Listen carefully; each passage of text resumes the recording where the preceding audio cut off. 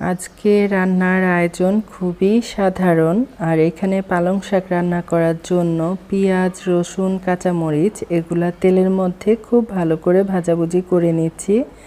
রোদের জন্য কিচ্ছু দেখা যাচ্ছে না। আমি সবসময় বলে থাকি শাক পাতা খাওয়ার জন্য শুকনা মরিচ দিয়ে আমার কাছে অনেক বেশি বেশি ভালো লাগে। আর রসুন, পেঁয়াজ এগুলো খুব সুন্দর করে ব্রাউন কালার করে নিয়েছি। তারপর এই যে পালং শাকটা দিয়ে দিলাম আর পরিমাণ মতো লবণ দিয়ে দিলাম।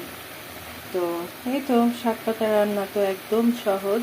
এখন এটা নিজে থেকে রান্না হতে থাকবে। পানিটা শুকিয়ে গেলে বুঝে নিতে হবে রান্নাটা হয়ে গেছে। অনেক দিন পর পালং শাক রান্না করছি। প্রিয় ভাই বোন বন্ধুরা সবাইকে আসসালামু আলাইকুম এবং আদাব। সবাই কেমন আছেন? আশা করছি অনেক অনেক ভালো আছেন।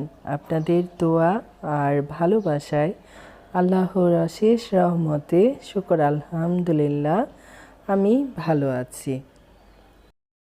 ইদানিং কি যেন হয়েছে, মাছ দিয়ে তরকারি খেতে একদম ইচ্ছা করে না। সে কারণে ভাবলাম আজকে তেলাপিয়া মাছটা অনেক মজা করে ফ্রাই করি।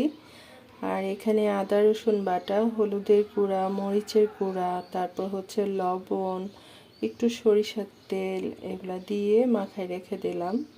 কিছুদিন আগে শুনেছিলাম তেলাপিয়া মাছ হচ্ছে বাংলাদেশের জাতীয় মাছ। অবশ্য তারপর আবার শুনেছি পাঙ্গাস মাছ নাকি বাংলাদেশের জাতীয় মাছ।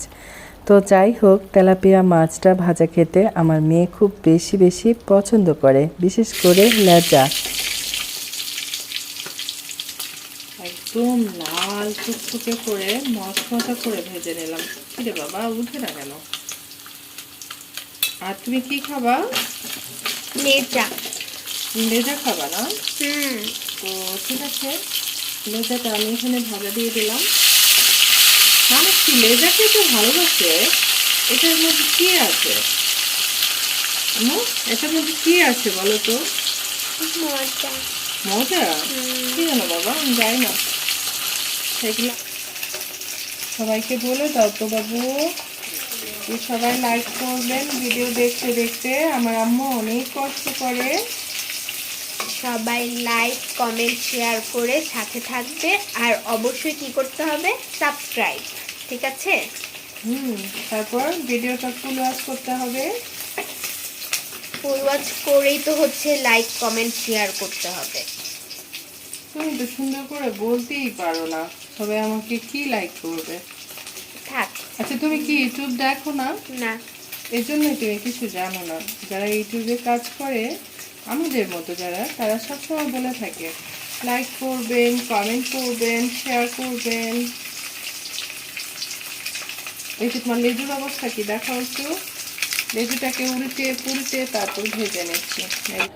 গতকালকে টমেটোর টক রান্না করেছিলাম, সেটা তো আছে। সে কারণে আজকে আর ডাল বা অন্য কিছু রান্না করব না। এখন একটু তেল গরম করে কয়েকটা মরিচ ভাজাভুজি করে নিলাম।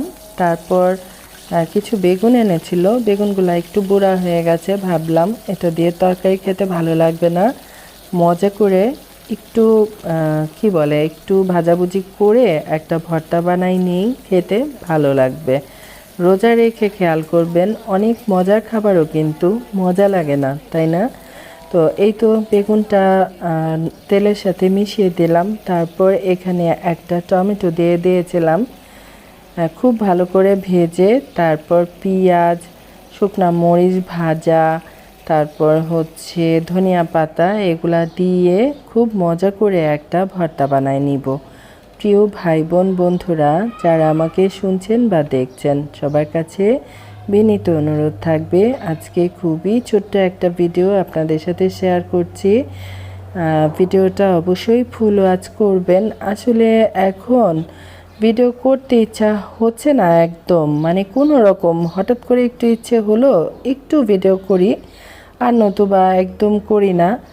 আর প্রতিদিন একই ইফতার ভাজাভুজি করা, তারপর রান্না বান্না একই ধরনের সব কিছু ভিডিও করতে একদম ইচ্ছা হচ্ছে না, অনেক বেশি খারাপ লাগছে। আর এখানে পেঁয়াজ, মরিচ আর ধনিয়া পাতা, সরিষার তেল দিয়ে একটু ভর্তা রেখেছি। এই ভর্তাটা আমার ঘরে সবাই অনেক বেশি ইফতার আয়োজন। পছন্দ করে খায়। আজকে আবার বাঁধাকপি গাজরের পাকুড়াটা বানাবো, যেহেতু এটা আমার ঘরে সবার অনেক বেশি বেশি পছন্দের। আর কি কি মশলা দিয়ে আমি এই পাকুড়াটা বানাই অনেকবার আপনাদের সাথে সেটা আমি শেয়ার করেছি। অনেক আগে এটা মাখাচোখা করে রেখে দিয়েছি, আর এখন আসছি এটা ভাজার জন্য।